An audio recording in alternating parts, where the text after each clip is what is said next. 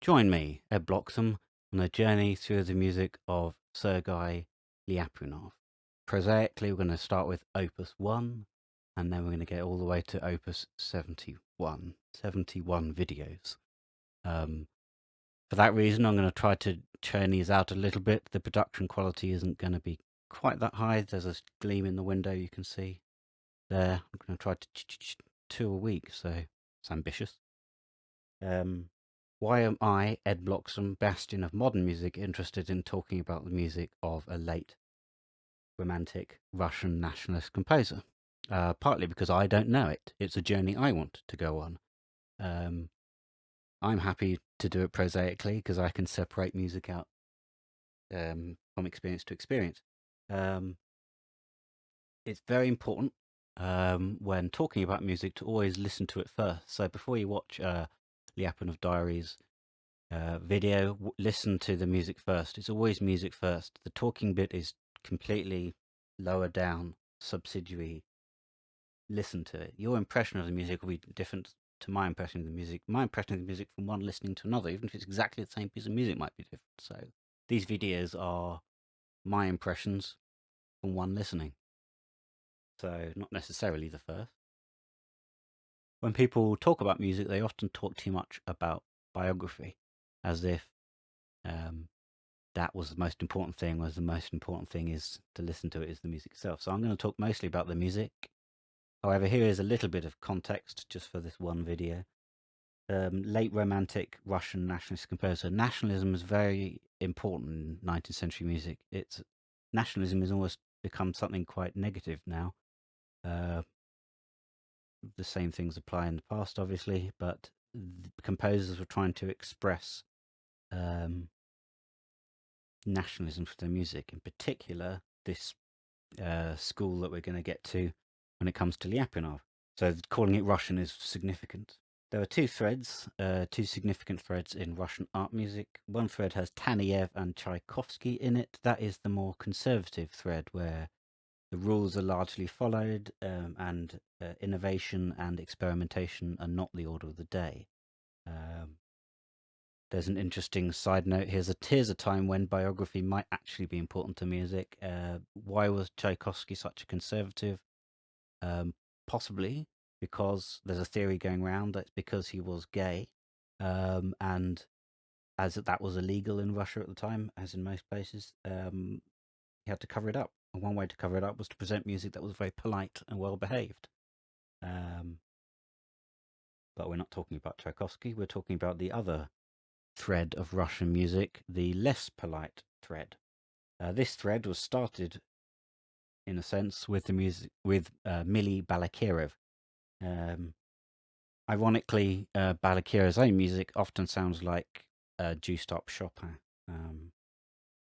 Chopin is, if you like, the height of 19th century refinement in that he's added something romantic yet presented it in a refined format. It's not necessarily a bad thing. If you like, that's perfection. Chopin is perfection.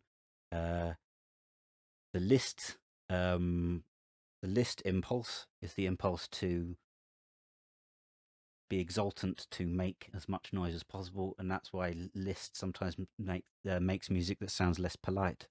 Sometimes it crashes and bangs a bit.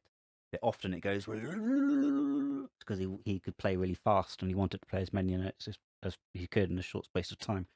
So Liszt can sound like that sometimes. So if you like the impolite thread, there's an element of that in Balakirev, even though he sounds mostly like Chopin.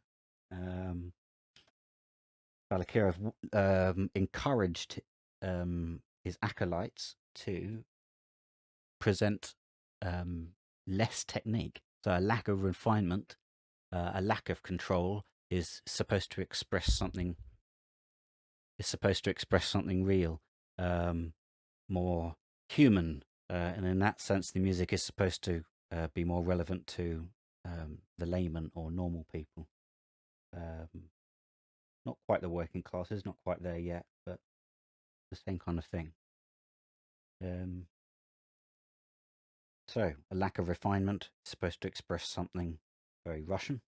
Balakirev had his acolytes. He had a group of 4 men, slightly younger men, They'd meet together, they'd talk, they'd make music together, and eventually they became known together. They'd program their own pieces, and they became famous. They would in fact write pieces together as well. This group was known as the Five, my preferred name for them, and they were also known as the Mighty Handful, which is clearly a better name than the Five.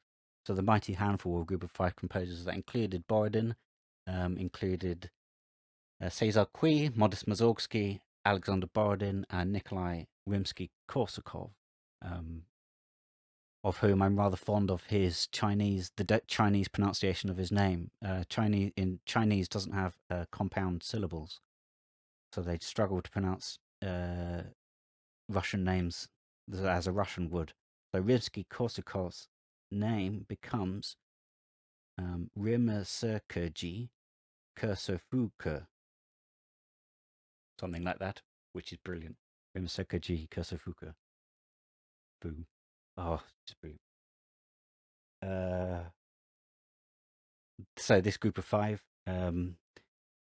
became known as the 5 grew older, became more independent. They moved on. So it used to be the case that Balakirev would sometimes take their scores and rewrite it. So you can very much their music is very much interrelated, particularly the early music.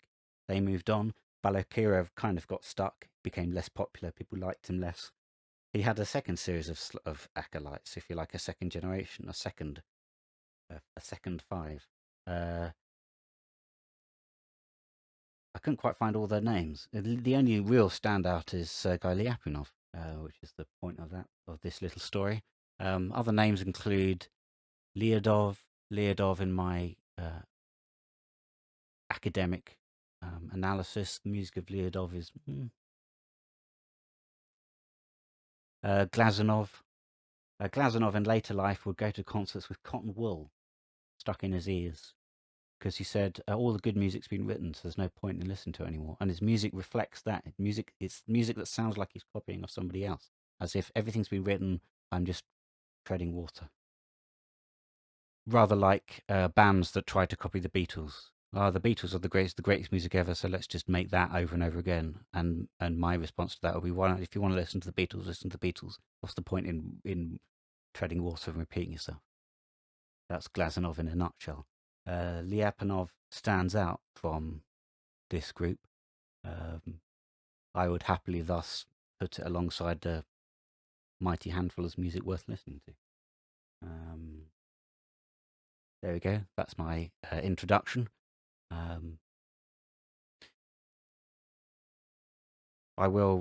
I have been Eben Bloxham. I will reappear very shortly in exactly the same guise as Eben Bloxham again.